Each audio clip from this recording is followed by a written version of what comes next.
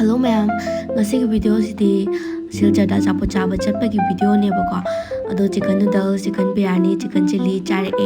yam hawe chicken noodles se adagidi chicken biryani su hawe yerum amaga so dum hape adagidi chicken chili su hawe chicken biryani su dum hawe yam tang ba so te yam hong ba so te price adum reasonable oi hai tare chicken chili su sam hawe haumandana koi loi chathokre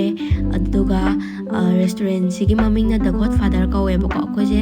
loire chaba loiraga thola aba matungda B2 da change B2 gi pochai se yam tang bu te yam hong bu te agi support khar leire hairpin yam cute oina khar leire aduga smart bazaar da mu change bako jumka yon bamam thengnare do mapu leiramdre adu pochai leiba gi changba din na te ba sum aina video bini blog namse habi gi changbane ado koi su yumda hanba gi thole mathang gi video do mu thengnare se bye bye.